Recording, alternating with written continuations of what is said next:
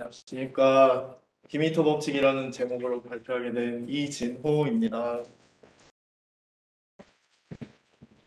사실 주로 하고 싶은 말은 디미터 법칙에 관한 건 아닌데, 사실 하고 싶은 말은 뭐 객체지향 설계 왜 필요한가, 그리고 뭐 어떻게 하면 좋을까, 대충 이런 얘기인데 이렇게 제목 쓰면은 좀 그렇잖아요. 싫어하잖아요. 그래서 있어 보이는 제목 골랐는데 있어 보인다면 다행인 것 같습니다. 그래서 객체지향이 뭘까요? 객체지향 그게 돈이 됩니까? 그게 돈이 되나요? 맨 처음에 컴퓨터 나왔을 때 저희 어땠죠? 이제 뭐 전구가 아니죠. 그 진공관으로 이렇게 막 힘들게 코딩하고 010101 하니까 아 심장마비에 걸리겠다. 너무 힘들다 하니까 이제 어셈 순차 지향 언어와 절차 지향 언어가 좀 도입이 됐죠. 순차 지향 언어에서 이제 뭐 니모닉 이런 게 들어가면서 아 대충 뭘 하는구나 정도는 알고 있었고, 절차 지향이 영어로 프로시저얼 프로그램이에요. 그러니까 프로시저가 먼저다. 함수로 논리와 논리를 분리하고 뭐 제 코드 재사용을 막자 하니까 이제 좀 더 효율적이고 이제 코딩하기가 좋아졌다. 근데 이제 여기서 하나 또 제안을 한 거죠. 아, 그 함수 도입하니까 참 좋은데 더 분류하면 안 되냐? 비슷한 종류끼리. 뭐 그래서 클래스 개념을 앞에 세운 이제 객체 지향이 나왔죠. 객체 지향 패러다임은 이제 우리가 세상을 바라보는 방식으로 이제 코딩을 하자 이런 패러다임이에요. 그래서 우리가 세상을 인식할 때 제 태양이 있고 뭐 공기 있고 이렇죠. 그러니까 객체들의 상호 교환으로 이제 우리가 세상을 인식하잖아요. 그런 것처럼 이제 프로그래밍도 이렇게 하자. 이런 이야기예요. 그래서 객체지향 설계의 목적은 객체지향 설계가 왜 좋냐면요. 좋은 프로그램은 오늘 돌아가고 내일 변경하기 쉬워야 돼요. 일단 돌아가야겠죠, 오늘? 오늘 안 돌아가면 그거는 좋은 프로그램이라 할 수 없어요. 그리고 내일 변경하기 쉬워야 돼요. 프로그램 만들다 보면은 처음부터 모든 설계를 다 가지고 갈 수는 없어요. 그래서 언제든지 구조를 바꿀 수도 있어야 되고, 그리고 갑자기 내일 고객님이 뭐 새로운 기능을 추가시키겠대요. 그러면 이제 원래 이제 싹 뜯어 고쳐야 되는 거를 이제 객체 지향을 도입하면은 변경하기가 쉬워진다. 그래서 객체 지향이 진짜 하고 싶은 거는 이제 변경하기 쉬운 코드를 내가 짜게 해주겠다. 그런 겁니다. 그래서 네, 객체들 간의 상호작용으로 이제 세상을 바라보듯 객체들 간의 상호작용으로 코드를 짜자. 여기서 상호작용에 빨간색이 쳐졌는데 이제 이 이유는 나중에 또 설명드릴 거예요. 객체들 간의 상호작용? 아, 그럼 나는 어떤 클래스 필요하지? 이런 클래스 필요해. 저런 클래스 필요해. 이렇게 설계할 수도 있거든요. 근데 그러면 안 돼요. 그럼 안 되고 객체들 간의 상호작용에 좀 더 집중을 해야 돼요. 이 이야기는 나중에 또 하겠습니다. 그래서 객체 지향 설계가 제공해준 건 의존성을 효율적으로 통제하는 방법이다. 의존성. 좀 어지러운데 의존성이 뭐냐? 사람은 물과 공기 없이 살 수가 없죠. 사람은 물과 공기를 의존하고 있어요. 그리고 사람은 사람 없이 살 수가 없죠. 제가 태어난 거는 부모님이 있어서 태어났고, 이제 GDSC 여러분은 살아갈 수가 없습니다. 그리고 치킨 없이도 살아갈 수가 없죠. 치킨이 없으면 어떻게 돼요? 삶이 정말 불행할 거예요. 살 수가 없을 지경으로. 그래서 결국엔 모든 객체들은 어쩔 수 없이 의존성이 조금씩 있다는 거예요. 객체는 객체끼리 상호작용하고 의존하면서 살아간다 이거예요. 근데 의존성이 너무 높은 사람은 변할 수가 없어요. 내가 예를 들어서 내일부터 공기로 숨을 안 쉴게요. 불가능하죠. 내가 내일부터 물을 안 먹고도 살아보겠다. 불가능하죠. 그러니까 의존성이 너무 높으면 변할 수가 없어요. 근데 우리가 객체지향 설계를 원하는 게 뭐였죠? 변하기 쉬운 코드였죠. 그래서 결국에 객체지향 설계에서 주요 논점은 이제 의존성에 있다. 그래서 디미터 법칙이란 뭘까요? 이름이 좀 그럴싸한데 이제 이것도 어떤 의존성에 관한 이야기예요. 그래서 객체의 자율성을 높여서 직접 협력하도록 만드는 법칙이래요. 우리가 세상을 바라볼 때 객체로 바라보자고 얘기를 했죠. 그러니까 객체들이 서로 상호작용을 하는데 객체들의 자율성을 높여줘서 스스로 직접 협력하게 하자는 거예요.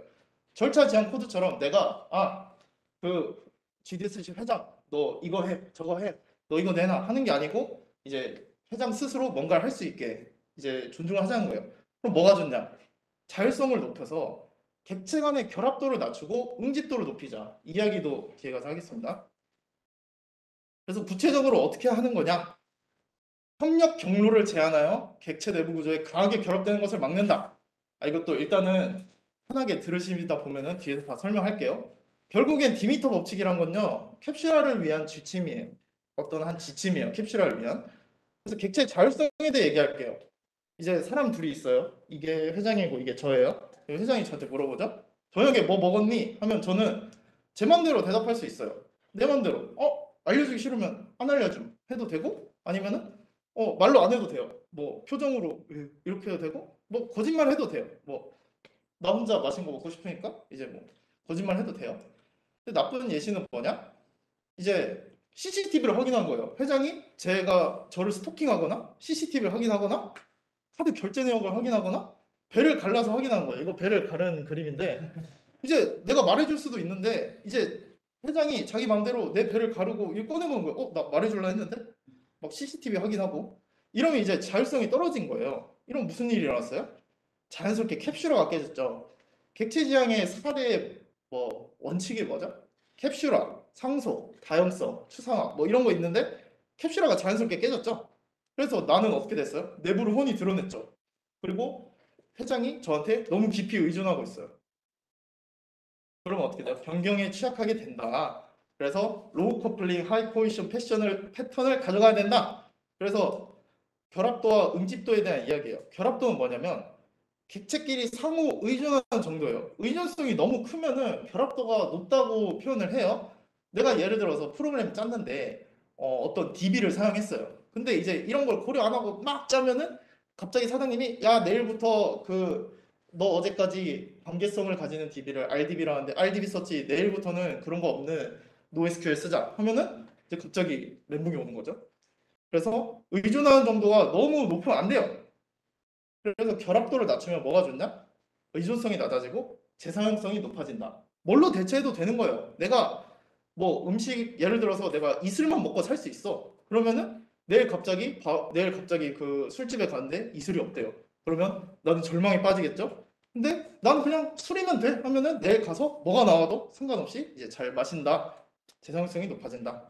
그리고 응집도란 건 이제 좀 말이 어지러운데 뭐 회장이라면 회장의 책임이 있잖아요. 그럼 GDSC 회장이 하는 일들을 쫙 봤을 때 자기가 하는 일만 자기가 하고 있냐? 좀 말이 복잡한가?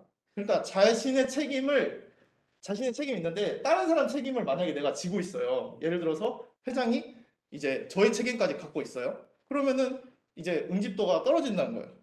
응집도 떨어지면 뭐가 나쁘냐? 응집도 높아지면 뭐가 좋냐?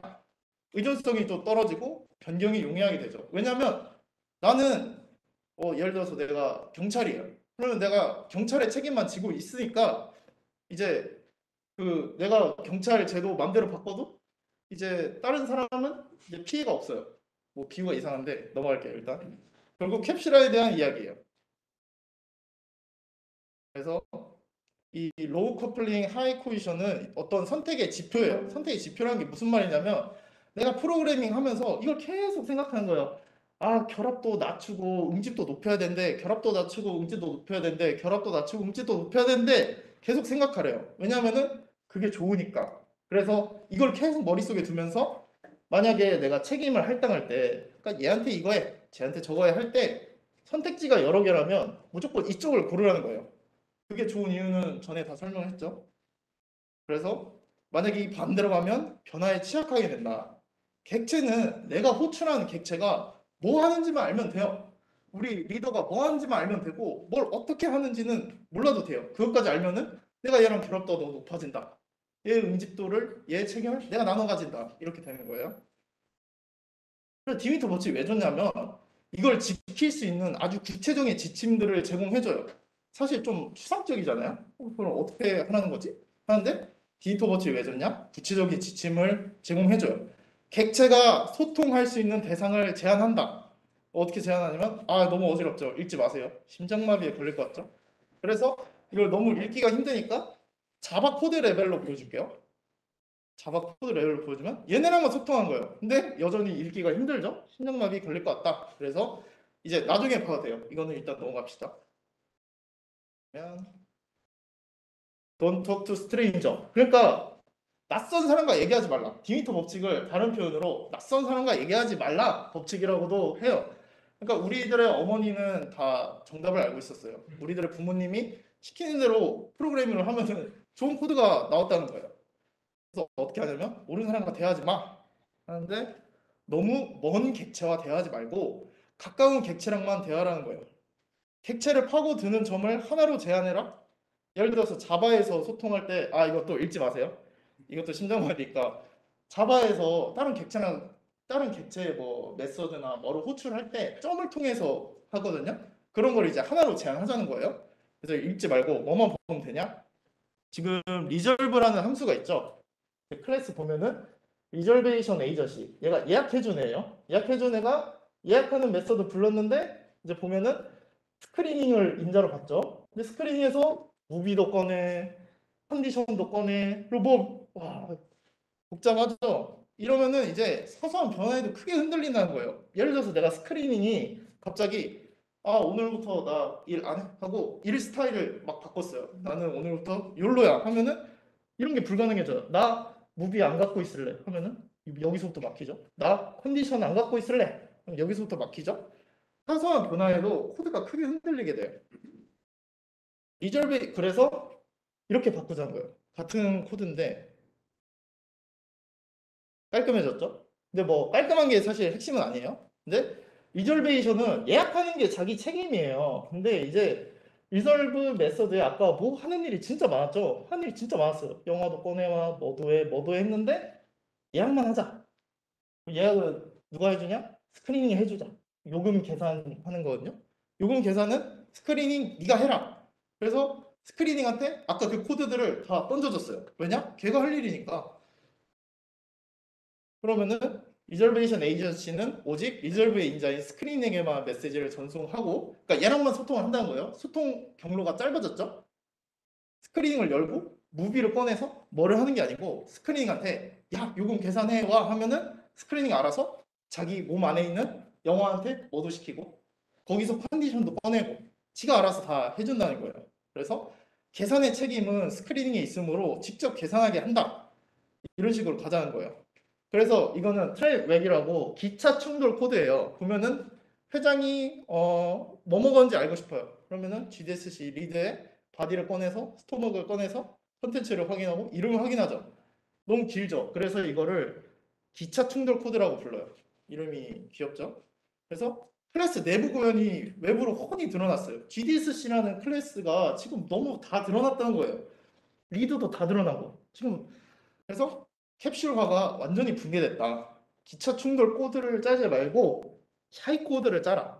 샤이 코드라고 하면 이제 부끄럼 타는 코드를 하는 건데 아까 이런 거죠. 스크린이 부끄럼을 타서 내 안에 영화 있다. 내 안에 컨디션 있다. 이런 거 다 비밀로 하겠다는 거예요. 비밀로. 그래서 좀 귀엽게 샤이 코드라고 부릅니다. 그래서 샤이 코드 짜라. 이게 디미터 법칙이에요. 조금 감이 왔나요? 그러면 도트 하나를 줄이면 되지? 아니죠? 그렇게 따지면 스트림은 다 잘못된 거예요. 자바 스트림 코드란 건데 자바 스트림 코드는 이런 식으로 이루어져 있는데 이거 다 잘못된 거예요. 그렇게 따지면. 그래서 도트를 하나로 줄이라는 게 진짜 도트 하나만 갖자는 게 아니고 뭐냐? 객체 내부 구현을 묻지 말라는 거예요. 그리고 보면은 객체 내부 구현 묻지도 않고 사실 얘네는 다 같은 클래스 인스턴스 바나나거든요. 똑같은 걸 바나네요. 그러니까 결국에는 도트 하나를 줄이면 되지 이런 얘기가 아니고 협력 경로를 줄여라. 협력 경로를 하나로 줄여라. 그냥 말 쉽게 하려고 도트 하나로 제한해라 이런 거지. 진짜 하고 싶은 말은 협력 경로를 하나로 줄여라 라는 거예요. 그래서 결국엔 캡슐화에 대한 지침이었어요. 캡슐화를 다른 관점에서 표현한 거고 더 이상 수신자의 내부 구조에 대해 묻지 않아요. 아까 그 스크리닝이 무비를 갖고 있고 뭘 갖고 있고 나는 관심이 없다는 거예요. 그냥 너는 알아서 요금 계산해 와. 네 안에 뭐가 있든 나는 관심도 없어. 이런 거예요. 그래서 캡슐화가 잘 된 거죠. 단지 원하는 것을 명시하고 수행하도록 요청해요. calculate fee, 너 fee 계산해 와. 그냥 이렇게 수행하라고 요청만 하는 거예요. 그러면은 이제 스크리닝은 내가 요금 계산하는 걸 내가 스스로 책임질 수 있네? 하면 혼자 좋아하겠죠? 이제 스크리닝도 좋아하겠죠? 자율적인 존재가 됐어요. 원래는 스크리닝 배를 갈라서 무비를 꺼내고 이제 이러지 말자는 거예요. 그래서 결합도가 낮아졌고 응답도가 올라갔어요. 그래서 두 번째로 말하고 싶은 거는 코딩 스타일이에요. 그 디미터 법칙과 상당히 관계가 연관성이 높은 코딩 스타일인데 묻지 말고 시키라는 거예요. 어떻게 하냐? 위의 코드를 아래와 같이 바꾸자는 거예요. 아까는 무비를 꺼내서 뭐 컨디션을 꺼내고 이렇게 했는데 이러지 말고 그냥 스크리닝한테 다 시켜라. 너 이거 해와. 이거 해줘. 그냥 묻지 말고 시키라는 거예요. 상태 같은 걸 묻지 말라는 거예요. 특히 가장 조심해야 될 때가 언제냐면 이 묻지 말고 시키라를 제일 어기기 쉬울 때가 언제냐면 상대방 객체의 상태를 확인하고 그 상태에 따라서 상대방의 어떤 상태를 조작하는 거예요. 말로 하니까 어렵죠? 예를 들어볼게요. 여자친구가 아프대요. 여자친구가 아파서 여자친구 상태를 확인했는데 아프네? 그러면은 여자친구 함수 중에 저녁 먹기라는 함수가 있어요. 그럼 거기다 내가 이제 죽을 넣어줘요.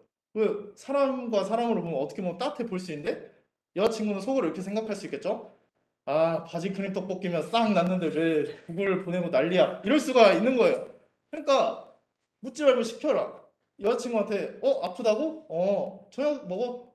이렇게 하면은 여자친구가 알아서 응? 하고 이제 저녁도 알아서 둘 중에 골라서 시켜 먹는 거예요. 묻지 말고 시키자는 거예요. 왜냐하면 그것은 상대방의 책임이고 캡슐을 깨는 일이며 절차적인 코드에 가까워요. 저녁을 뭘 먹을지는 여자친구가 결정하는 거예요. 내가 함부로 죽을 입에 넣어주고 그러지 말자는 거예요. 그런데 디미터 법칙과 묻지 말고 시켜라. 아, 너무 좋아. 오늘 좋은 거 배웠어. 이건 무적이야. 오늘부터 이것만 써야지 하면은 안 된다는 거예요. 가끔은 물어봐야 돼요. 단순한 자료 구조인 경우 물어볼 수밖에 없어요. 자료 구조한테 너 갑자기 너 뭐 계산해와 이럴 수 없는 거예요. 영화한테 영화는 영화 요금을 가지고 있어요. 근데 내가 영화 배열을 갖고 있죠. 이 전체 가격을 계산하는 방법은 얘한테 시킬 수는 없어요. 이건 어쩔 수 없이 가끔은 물어볼 수밖에 없어요. 가끔은 내가 직접 꺼내서 직접 계산을 해줘야 될 때가 있다. 어느 때? 자료 구조일 때. 단순한 자료 구조일 때는 물어야 한다.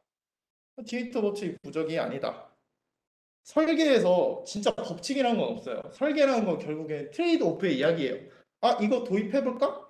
하면은 A라는 점이 나아졌네? 하면은 무조건 거기에 수반돼 B라는 단점이 있어요. 그래서 디미터 법칙도 결국엔 설계 하나이기 때문에 잠시만요. 너무 믿지 말라는 건데 잠시만요. 네, 이걸 봅시다. 또 이거 보니까 이제 드릉드릉하죠? 막 화가 나죠? 자율성을 개무시하네? 왜 자율성을 무시하지? 스크리닝의 자율성을 무시하지 마! 하고 내가 바꿔줬어요. 바꿔줬는데 이제 어떻게 됐어요? 오히려 수많은 인자들을 넣어주게 되면서 의존도가 더 높아져 버렸어요. 그리고 응집도는 더 낮아지게 됐어요. 스크리닝이 기간 할인 판단의 책임을 껴안게 됐어요. 얘가 제일 책임이거든요. 근데 지금 내가 디미터 법칙 적용하겠다고 열심히 했는데 오히려 남의 책임을 떠안게 되었다. 그리고 그러면서 당연히 변화에 취약해졌죠. 네, 그래서 디미터 법칙은 무적이 아니다. 설계에 몇 안 되는 법칙 중 하나는 경우에 따라 다르다. 케바케 사바사 이게 유일한 법칙이라고 해요. 그래서 상황에 맞게 하라는 거예요. 내가 직접 도입해보고 이제 디미터 법칙 도입해봤는데 그러니까 어떤 객체한테 디미터 법칙 적용을 해봤는데 좋았다 하면은 그대로 가고 오히려 안 좋았다 하면은 뺄 줄 알아야 된다는 거예요. 그럼 어쩌라고? 그래서 일단 도입할 것. 일단 도입을 하래요. 저자는 일단 도입할 거를 권해요. 개발 초기부터 완벽할 수는 없어요. 처음부터 다 야, 여기에 디지털 법칙 적용하고 안 하고 여기에는 뭘 넣고 뭘 빼고 이렇게 갈 수는 없어요. 일단 도입하고 확인하는 거예요. 그렇게 했을 때 오히려 더 결과적으로 봤을 때 더 좋은 설계가 나왔던 적도 많았다고 하네요. 설계란 결국엔 코드를 어떻게 배치할 것인가에 대한 문제예요. 이것만 봐도 처음부터 다 생각할 수가 없겠죠? 그래서 설계란 연습만이 더 나은 설계에 도달하기 위한 길이래요. 그래서 연습만이 살 길이다. 내가 이런저런 법칙 알았고 뭐 뭐 객체 지향의 뭐 상원칙 뭐 솔리드 알았으니까 오늘부터 나는 설계 무적이야 이게 아니고 계속 연습하고 계속 떠올려야 하는 영역이란 거예요. 그래서 당장 제가 권하고 싶은 건 당장 오늘부터 응집도와 결합도에 대해서 한 번만 더 생각하자는 거예요. 내가 코드를 짜면서 지금 혹시 결합도 높아진 거 아니야? 혹시 캡슐화 깨진 거 아니야? 응집도 낮아진 거 아니야? 이거를 한 번만 더 생각하자는 거예요. 이게 바로 설계를 향한 지름길이라는 거죠. 네. 뭐를 생각하냐? 자율성, 캡슐화, 응집도, 결합도 이런 걸 한 번씩만 더 생각을 하자. 지금 시간이 남으면 의도를 드러내는 인터페이스 여기는 짧게 갈게요. 여기 넘어가 있습니다.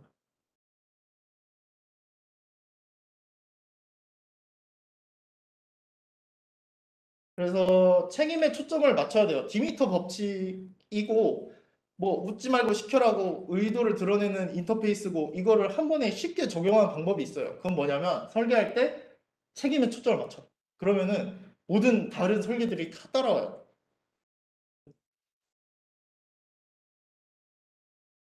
책임에 초점 맞춘 거예요. 그런 설계를 책임 주도 설계라고 해요. 근데 이거는 안 나왔는데 다음 시간에 하겠습니다. 그 책임에 초점을 맞춰라.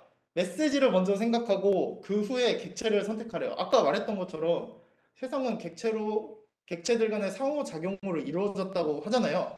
여기서 가장 빠지기 쉬운 함정이 이제 그럼 객체로만 생각을 하는 거예요. 일단 프로그램 만들 건데 유저 필요하겠네. 뭐 물건 쇼핑몰이니까 판매 물건 필요하겠네. 이렇게 생각하지 말고 구매 기능이 있어야겠네. 회원가입 있어야겠네. 이렇게 뭘 할지 행동을 먼저 생각하고 객체를 생각하라는 거예요. 책임에 초점을 맞추라는 거예요. 객체 지향 세계에서 책임은 기능이라고 생각해도 돼요. 참고로. 그래서 메시지를 먼저 생각하고 그 후에 객체를 선택해라. 이런 메시지를 주는 게 책임 주도 설계다. 근데 오늘 하면은 집에 갈 수가 없겠죠. 그래서 다음에 제가 기회를 되면 책임 주도 설계에 대해서 또 한번 발표를 해보겠습니다. 그래서 당신의 목표는 무엇입니까? 그래서 뭐 구글 소프트웨어 엔지니어 이렇게 일한다 해서 이 세 가지 분류가 있대요. 우리 코드 짜는 사람들, 컴퓨터 공학과 사람들을 세 개로 나눌 수 있대요.